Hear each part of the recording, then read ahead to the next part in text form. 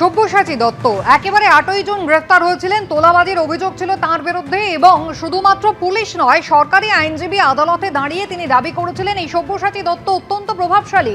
তোলাবাজির টাকায় তিনি সোনা কিনেছেন।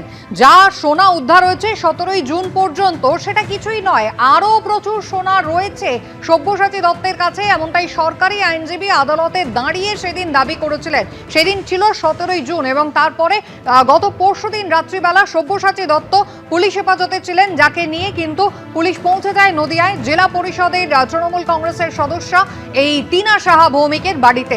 তার দুটি বাড়ি, বাপের বাড়ি এবং শ্বশুর বাড়ি, দু জায়গা থেকে 3 কেজিরও বেশি সোনার গয়না পুলিশ উদ্ধার করে। এবং এখানেই কিন্তু শেষ নয়, সব্যসাচী দত্ত ঘনিষ্ঠ এই টিনা সাহার বাড়িতে যেমন সোনার গয়না উদ্ধার হলো, তেমনি সব্যসাচী দত্তের ফ্রিজ হয়ে যাওয়া ব্যাংকের লকার, সেখান থেকেও 3 কেজির বেশি সোনার গয়না উদ্ধার হলো। তার সঙ্গে প্রায় 1.5 কেজির কাছাকাছি রূপোর গয়নার হদিশ্য পেল পুলিশ। সবটাই বাজেয়াপ্ত করা হয়েছে।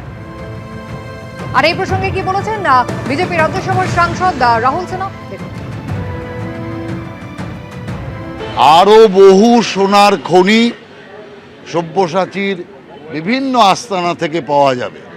যেটা গোয়েন্দারা বলছে যে টাকা নাও, কাটমানি নাও আর সোনা কেনো, এটা ছিল সব্যসাচী দত্তের মূল অভ্যাস।